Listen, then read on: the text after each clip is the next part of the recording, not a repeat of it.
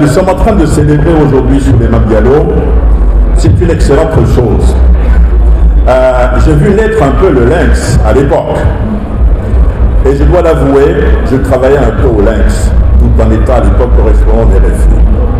Souleymane Diallo, je ne vais pas revenir sur ce qui a été dit. Mais il y a une chose, on n'a pas insisté là-dessus, je trouve, c'est cette volonté, c'est cette amitié, c'est le fait que Souleymane Diallo aime l'autre. C'est-à-dire qu'il n'y avait pas de différence pour Souleymane Diallo entre un Cubain, un Béninois, un Congolais, un Sud-Africain. Et ça, c'est quelque chose qui était très fort à l'époque. Je vais vous raconter 2 ou 3 anecdotes et j'en aurai terminé. Un jour, la police me recherchait parce qu'on était quand même têtus. Quand on fait le bilan de ce que nous avions fait à l'époque, on allait quand même un peu loin.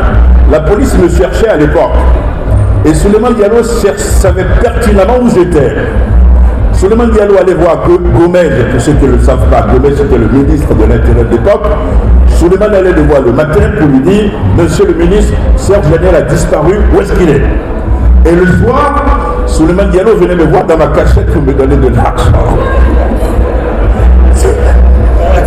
C'était ça, Souleymane Diallo. Il disait à Gomez le matin « Monsieur le ministre, attention, Serge Daniel a disparu. » Et le soir, il venait me voir dans ma cachette. Ce sont des choses qui me reviennent et que je suis très ému quand j'en parle. Je voulais lui dire 3 choses avant de terminer. Il a fait son parcours, l'itinéraire qui est le tien.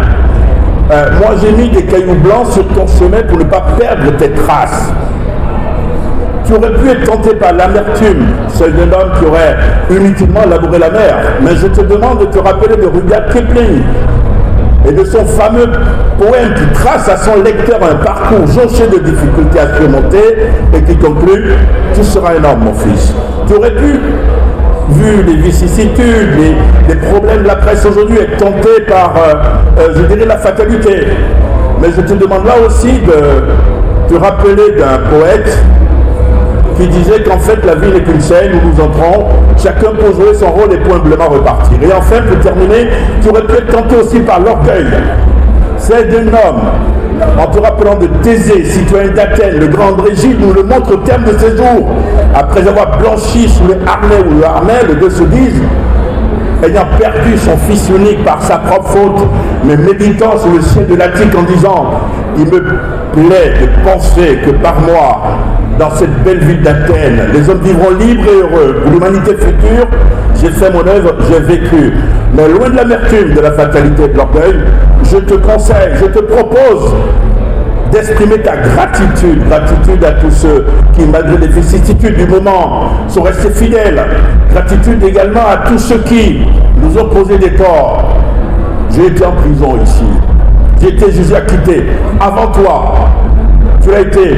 Mais nous sommes heureux d'être ensemble. Souleymane, merci. Yarama.